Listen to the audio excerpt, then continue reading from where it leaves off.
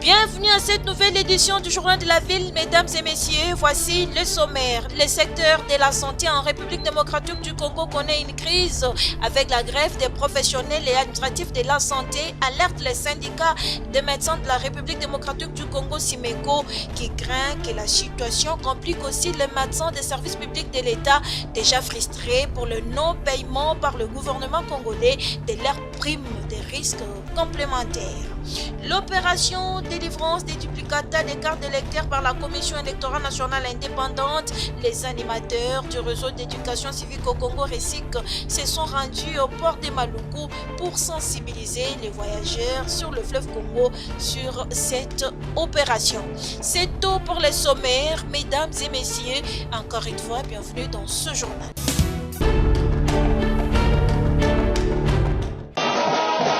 Le général-major Peter Chirimwami Nkuba a pris officiellement ce mardi 19 septembre 2023 la fonction du gouverneur militaire intérimaire du Nord Kivu. La cérémonie de prise de pouvoir a eu lieu au musée des Imbi. Nous sommes à Goma sous la conduite du chef d'état-major général adjoint des FARDC en charge de renseignements et opérations, le général-major Ichaligonza Ndurujak. Plusieurs temps forts ont marqué la cérémonie, c'est notamment la lecture des actes juridiques portant sa nomination et le procès verbal d'installation.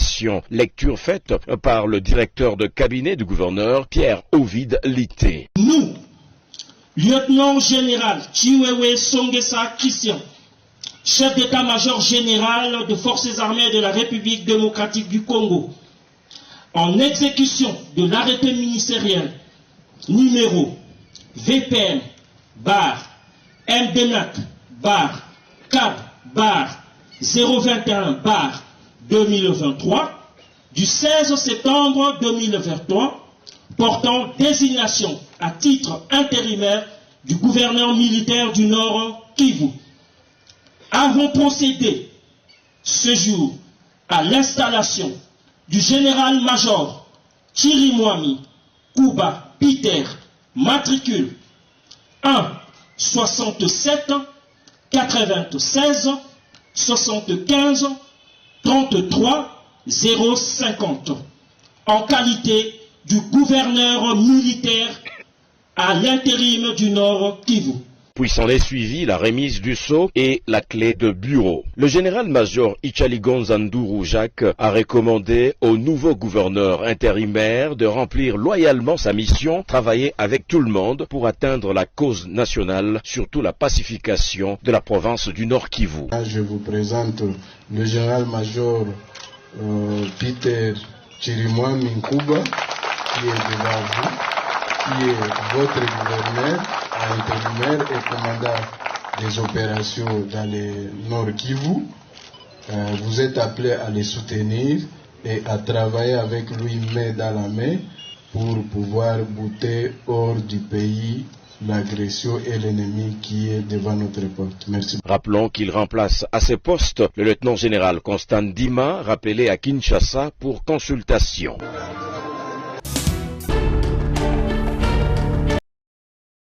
Les membres de la commission permanente des réformes du droit congolais, CPRDC, des chercheurs et les participants examinent en travaux des commissions de rélecture et de révision du code pénal pour l'adapter aux réalités et à l'actualité pénale de la République démocratique du Congo.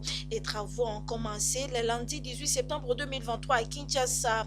Léon Elindomba Kabeya est président de la commission. Nous avons démarré les travaux en plénière de la commission permanente des réformes du droit congolais en relecture de l'avant-projet du code pénal. Comme vous le savez, notre code pénal, c'est un droit que nous avons hérité de la colonisation. Et depuis lors, il y a plusieurs textes disparates qui ont été sur le plan légal et réglementaire, qui sont intervenus dans le domaine du droit pénal. Et depuis l'indépendance jusqu'à ce jour, ces dispositions et ces textes sont éparpillés de telle sorte qu'il n'y a pas de cohérence dans notre arsenal juridique en matière de droit pénal. Pour sa part, Bob Yongar, directeur de la commission. Cette commission, comme le mot le dit, commission permanente des réformes du droit congolais, c'est une structure gouvernementale mise en place par une loi depuis 1976 qui a comme mission concevoir les droits congolais, réformer les droits congolais, élaborer les avant-projets des droits congolais, harmoniser les droits congolais entre les différentes lois, mais aussi harmoniser les droits congolais avec le droit international et les droits régionaux. Et tout ceci pour avoir un droit non seulement ancré dans la mentalité congolaise, mais et surtout un droit modernisé, c'est-à-dire orienté vers la modernité. En clair, le droit congolais évolue aussi avec le droit international. En matière de juridiction coutumière, c'est une situation qui a existé et que la République démocratique du Congo a hérité de la colonisation.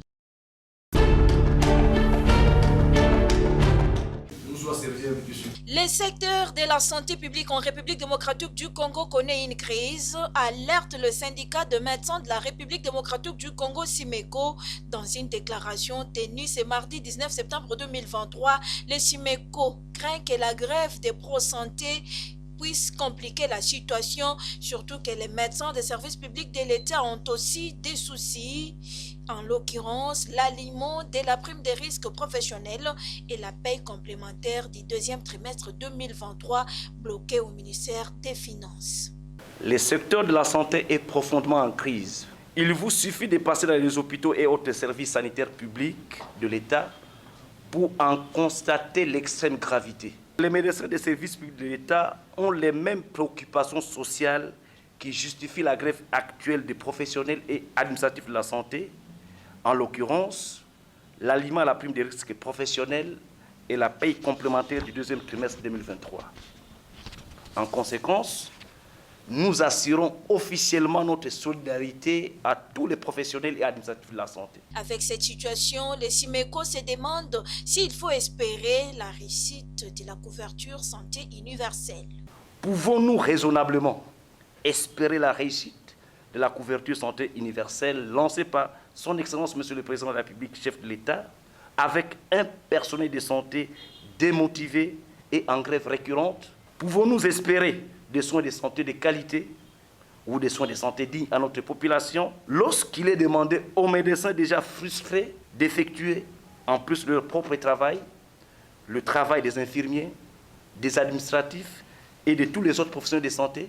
Et par ricochet, les SIMECO demandent au gouvernement de la République de restaurer la quiétude dans le secteur de la santé, d'une part, en effectuant sans plus tarder la paye complémentaire du deuxième trimestre 2023 en faveur de médecins et des autres professionnels de la santé, et l'alignement à la prime de risque professionnel suivant les effectifs convenus à Bibois, et d'autre part, en poursuivant la prise en charge des dossiers administratifs pendants, tout en restant sensible à la souffrance de notre population et attaché au dialogue social apaisé. Le SIMECO se réserve le droit d'évaluer dans les 7 prochains jours les conditions de travail que le gouvernement de la République impose actuellement aux médecins des services publics de l'État et d'en tirer toutes les conséquences qui s'imposent.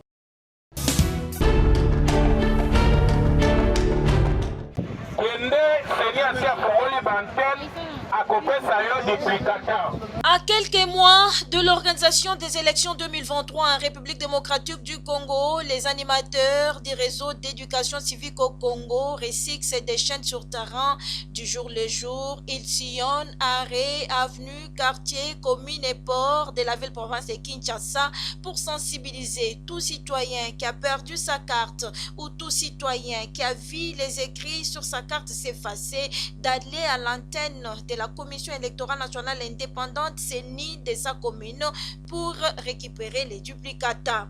Après Funa, Moamba, le récit s'est rendu cette fois-ci dans la Tchangou. précisément à Maluku, jusqu'au port où les animateurs ont sensibilisé la population sur l'opération délivrance des duplicata par la Commission électorale nationale indépendante. Les voyageurs sur le fleuve Congo en pirogue, baleinière et par bateau n'ont pas échappé à cette sensibilisation du réseau d'éducation civique au Congo. Kaka carte oyo me ya sika na yango tobengi yango duplicata toro siko eza malamu mpo bazotango netuya baobatela o malamu papa azwa karte yo okoyazaka baki kotindela o mbongo okozwaka na karte oyo yo ndenge ozana otikaka biloko na badepo koza biloko na depo bakozwa nini bakosenga o identité eza na carte de lecteur ozomona donc ndenge oza wana karte eza important mpo na yo mpo vote soki karte eza te okovote te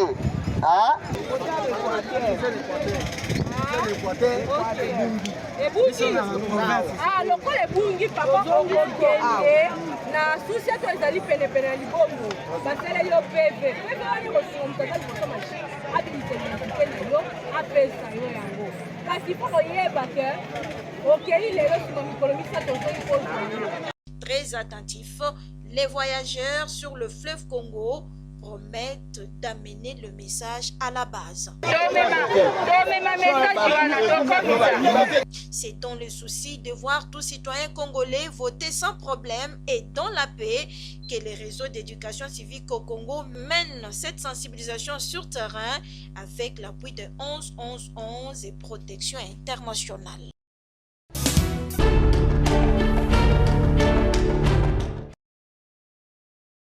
Célébration de la journée mondiale du nettoyage, l'ambassade de Pays-Bas et l'entreprise quinoise d'assainissement et de recyclage Kintoko n'ont pas laissé passer inaperçue cette commémoration. C'est à travers une vaste campagne de ramassage des déchets plastiques qui jonchent et pullulent le long du boulevard du 30 juin que cette journée a vécu le samedi 16 septembre 2023 dans la capitale congolaise. La ville de Kinshasa produit par jour 10 000 tonnes. À l'intérieur de ces 10 000, il y a 40% de plastique. Dans les 40% là, le gros des sachets, ce sont les bouteilles. Et nous avons construit notre usine, c'est pour récupérer ces bouteilles-là, les recycler. Une journée comme celle-ci, nous devrions nous mobiliser et mettre nos énergies ensemble pour permettre à la population d'avoir des éco-gestes. Parti du rond-point Sosimat pour chuter à la place de la gare, les participants à cette manifestation, soucieux d'assainir la ville et de lutter contre la pollution, ont chemin faisant nettoyé et ramassé plusieurs tonnes de déchets plastiques, lesquels seront vendus et achetés par l'usine Kintoko pour le recyclage. Voilà de quoi réjouir l'ambassadrice des Pays-Bas en RDC, laquelle a par ailleurs félicité et appelé les Quinois à venir très nombreux l'année prochaine pour le même exercice. Je vous invite vivement d'être là l'année prochaine, same time, same place, la même endroit, même place, même heure, mais avec encore plus de Quinois pour vous aider à nettoyer.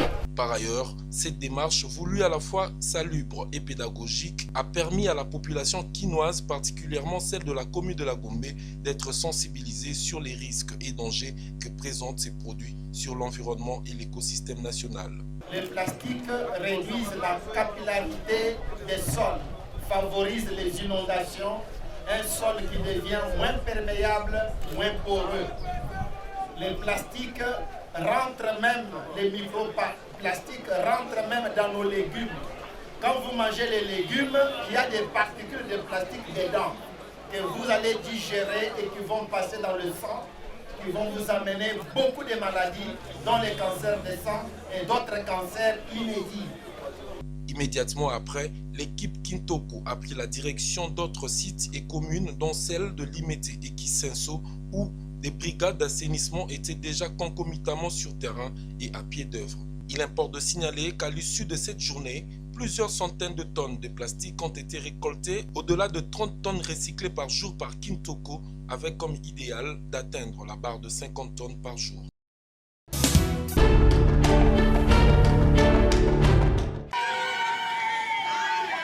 Élection de décembre 2023. Le natif de la Tchango, Bidjo Moulele, candidat à la députation provinciale et cadre du parti politique Convention des démocrates chrétiens rénovés, CDCR, parti cher à l'honorable sénateur Jean-Flibert Mabaya, se prépare déjà pour une victoire finale.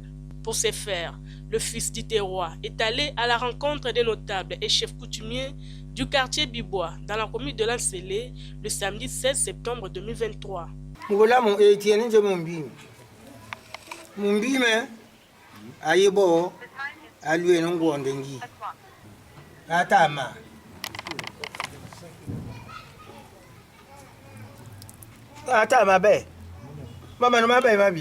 Un bon fils maison, Bidjo Moulele a échangé avec ses pairs sur les enjeux politiques de l'heure et a en même temps demandé leur bénédiction pour sa carrière politique à venir. Donc Bibois oyo batu babenyango Bibois mais Bibois eza na source nango. Donc source ya Bibois eza nde yawo batu chef coutumier azali. C'est pour cela na linga na kutana ba notable parce que na kala mingi te bazo lancer campagne. Ngai naza mwana biso toyebi coutume po biso toza bana ba chef coutumier. Ngana mwana chef coutumier papa na nga zaki chef coutumier na Bibois. Donc na yebi coutume avant na sala likamunyo so fona kutana na ba notable. Après avoir échangé avec les notables et chefs coutumiers, le natif de la Tchango a communié avec sa base du quartier Bibois le dimanche 17 septembre 2023. Cédine Fils de Lansele a sensibilisé la population sur les votes utiles, pas question de céder à la manipulation car il en va de leur avenir. Oui, pour conscientiser la population na biso pe ba base na biso parce que l'élection est en décembre 2023 pour l'accès ba électeur na biso nani ba ko voter nani ba ko voter ba voter pour nani lelo ba kutai na mwana na bango o eza Bibois ngana za mwana Bibois na botami na Bibois na koli na Bibois lelo ba électeur nde ban balingi ngai nde na postule na Bibois c'est pour cela na yaki pona bango pona lobake na demande na bino bolingaki ngana za mwana na bino na za déterminé pona bino. Le candidat à la députation provinciale Bidjo Moulele et son parti politique CDCR soutient à 100% la vision du chef de l'État Félix Antoine Tshisekedi Tshilombo.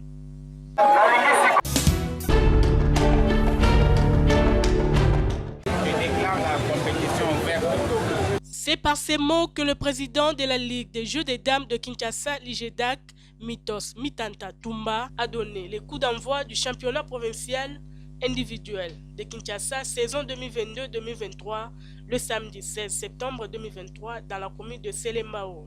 Cette compétition qui a été lancée en présence de tous les membres du comité de la Ligue ainsi que des athlètes venus tous montrer leur talent en jeu des dames va se dérouler pendant 2 semaines à travers la ville-province de Kinshasa.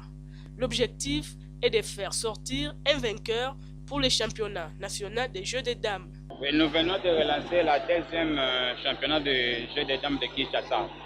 On avait eu notre mandat en 2022. L'année passée, on avait déjà joué. Ça, c'est la 2e compétition qu'on vient de jouer.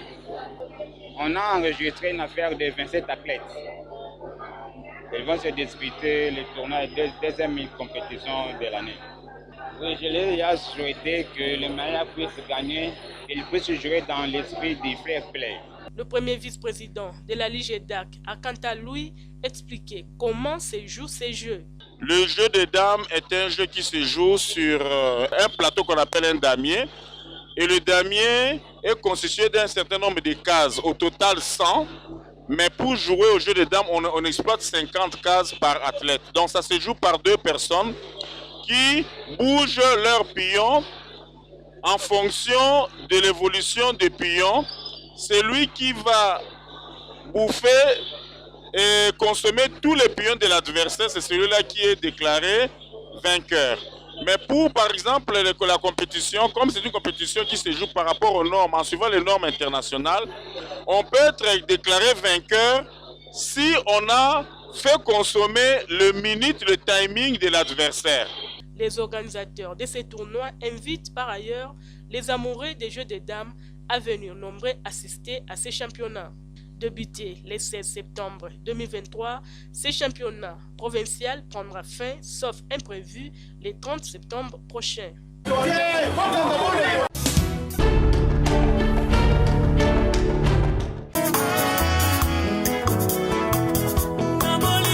Jonathan Moba, fils aîné du chef coutumier Évariste Mpia Moba du village Kimia au sein du groupement Kingakati, a tiré sa révérence depuis le samedi 16 septembre 2023 aux cliniques Bondeko, 7e rue Limité, suite à une courte maladie. Le programme des obsèques se présente de la manière suivante.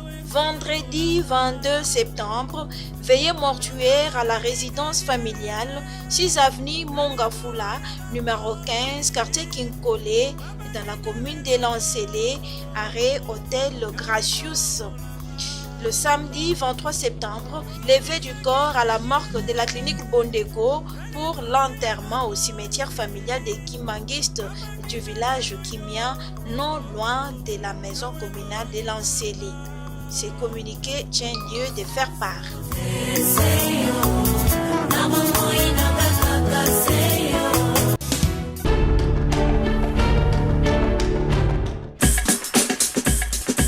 Nous sommes arrivés à la fin de ce journal de la ville, mesdames et messieurs. Merci pour votre attention soutenue. Le prochain rendez-vous est fixé pour ce mercredi et d'ici là, portez-vous bien.